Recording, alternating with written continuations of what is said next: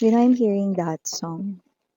Walang tigil ang gulo sa aking pag-iisip. Yan. Mula nang tayong magpasyang maghiwalay. Yan. Mukhang may nagsisenti hapon na hapon. Ang init-init na nga. Nagsisenti pa.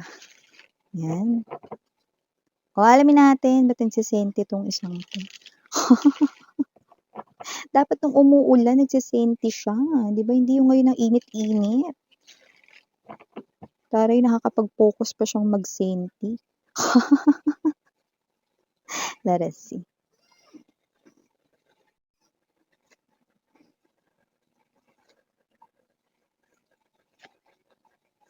Oh, I'm hearing samnyon. Okay?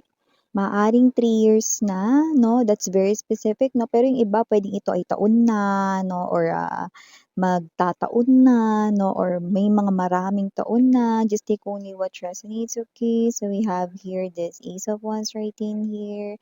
7 of Pentacles, alright. So we also have here the High Priestess. Okay. 4 of Swords, center of the reading. Okay.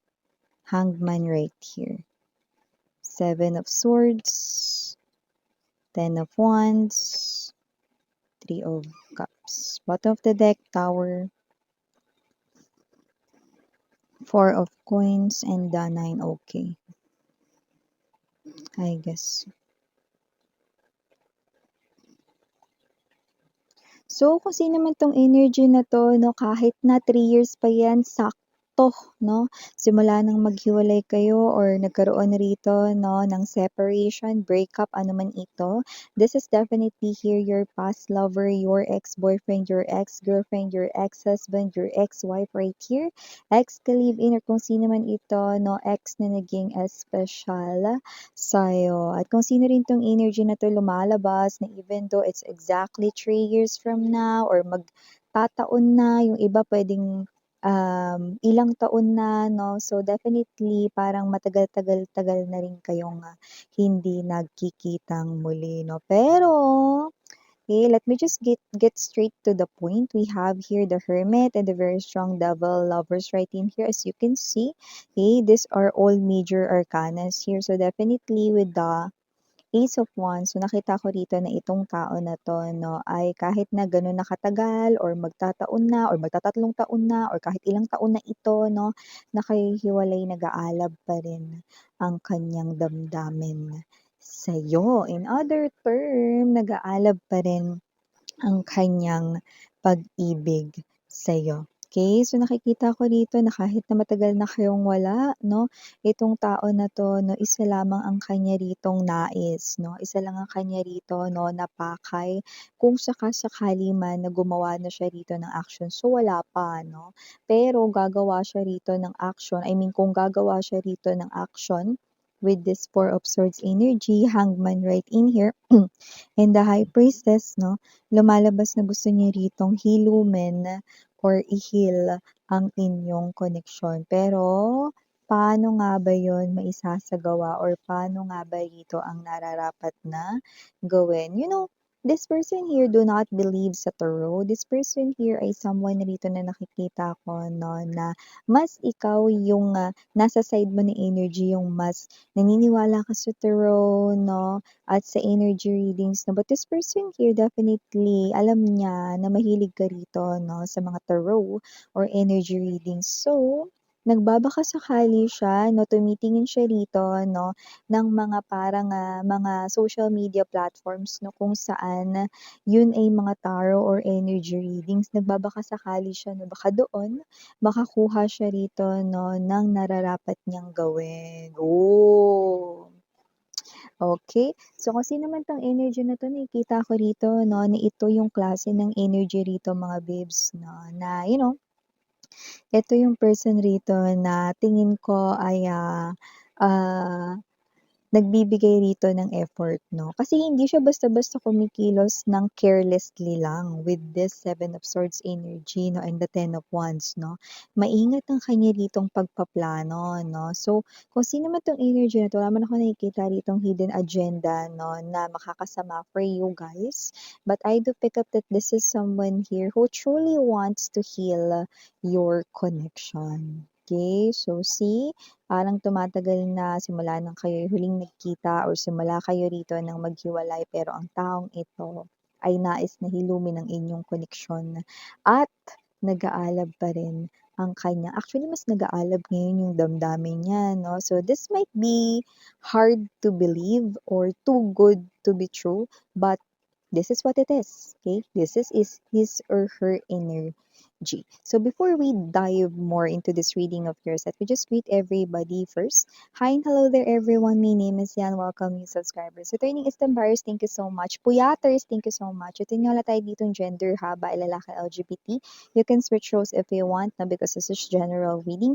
And at the end of the day, everybody, you have your free will with you. Like free mo yung gamitin anytime, anywhere. And of course, this is timeless, meaning to say, puwedeng tapos na like nangyari na, sa iba naman nangyayari na ngayon, sa iba ay mangyayari pa lamang. Kaya naman, just take only what resonates. But here, I do see that whoever this energy is, this person here is still in love with you. Like his or her feelings is really on fire. No? You know that song, the roof, the roof is on fire. Follow the leader, leader, leader. Alam niyo yung song na yan, no? So yan, ako naabutan niya ng mga babes na gano'n 'no, gano'n kalupit na yung parang nag-aalab yung damdamin niya 'no, since ma-realize niya 'no, after the breakup saka niya na-realize 'no, yeah, it might be appearing here as someone too late though, pero yun yung kanyang nararamdaman ngayon 'no, still wants to make things right here with you guys, wants to talk things out here and the plan is to have an adult communication here, conversation or heart to heart talk with you. Okay, so I do pick up that it is his or her plan. Okay, pero if kung papaano kanya rito mapapasang-ayon or paano kanya mapapapayag na makipagkita sa kanya 'no, that is still a big question of how this person here 'no, will do it. Okay, because I do pick up that with the presence of Tower right in here, for you, this person here ay parang gusto mo na siyang ibaon sa limot 'no. For you, this person here not just cause a problem in your life, but definitely cause that chaotic tornado that ruined your whole life, not just your heart right here. Yeah, I know. Okay, it's a sad thing to know. But I do see that if you are gonna try na itanong sa akin if this person's feelings and emotions ay crystal clear, like hindi ka niya narito 'no, paglalaruan ng feelings mo, like hindi ka na niya rito lolokohin or hindi ka niya narito 'no, sasaktan in any way, shape, or form possible. Yeah, I guarantee you guys na hindi.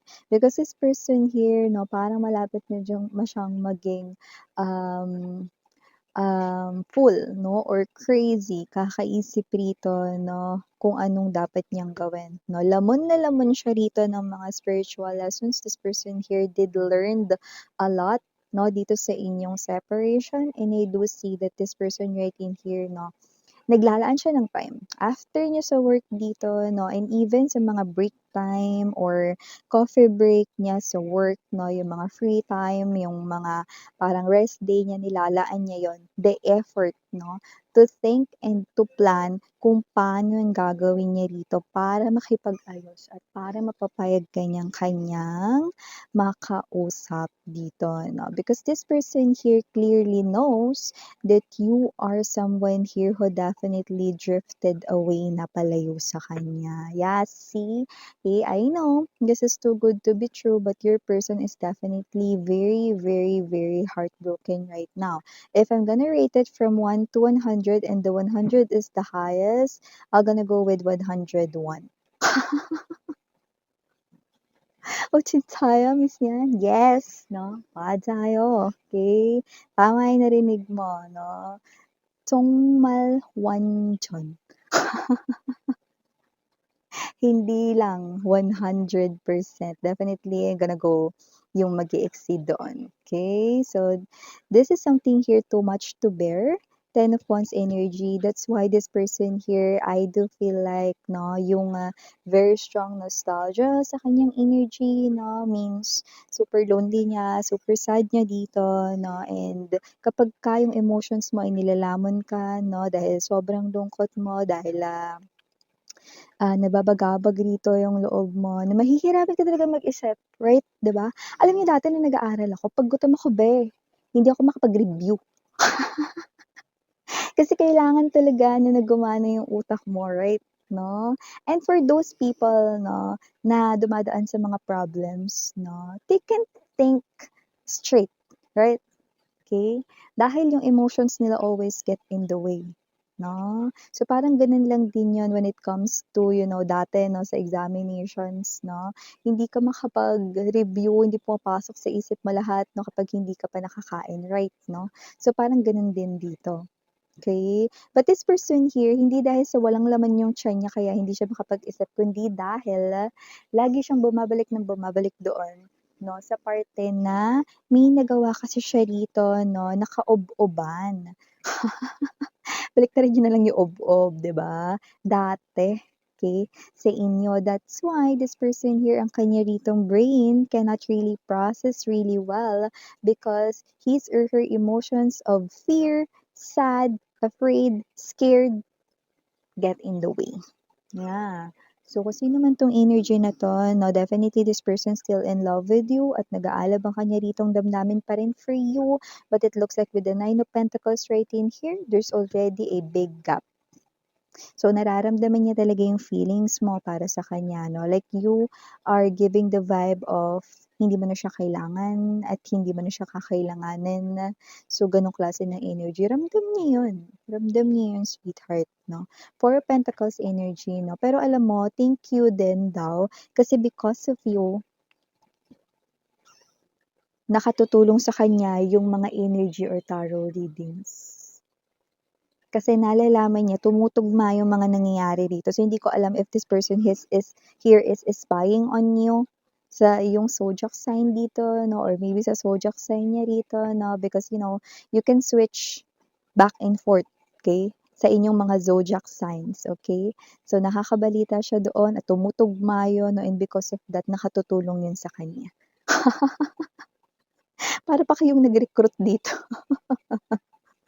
Ng ating bagong member 'no. So ito sa mean na dito lang 'to sa channel ko 'no, pero yeah, para kayo rito 'no na naengganyo ninyo ang isang person rito to believe that universe exists, that angel and guides exist, that guardians, ancestors exist, okay, and all of the stuffs related to it, you make this person here believe that.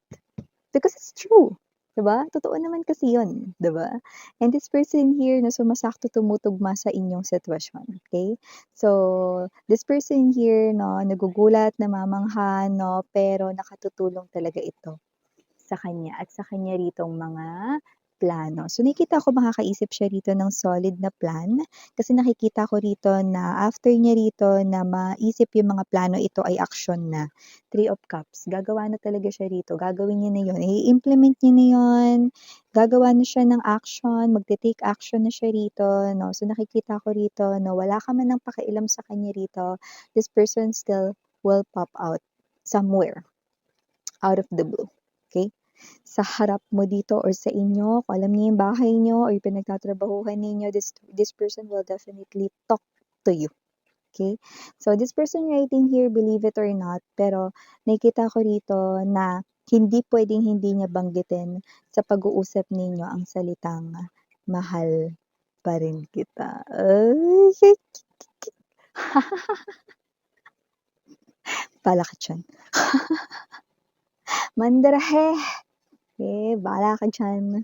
Okay, so, initials we have here capital T, capital letter M, capital letter F, and capital letter J. We also have here capital letter O and capital letter E. For other letters might not be capital, we have small n, T, but it is small, okay? We also have here P, L, I don't know if that's zero or small letter O, just take only what resonates. But if it's spiritual number zero, definitely this person here do not mind if you will start from scratch, from the beginning. Okay? Basta lang talaga bigyan mo siya ng permission, i-accept mo yung kanya ritong forgiveness and starting all over again. That is also the meaning of spiritual number zero.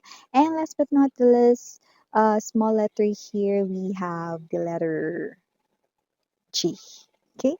So yeah, ito yung mga messages right here for you guys. Again, I'm Yuriana on me for the girls in Yana, Duna for the boys. Sarang hail, love and light. Anyong.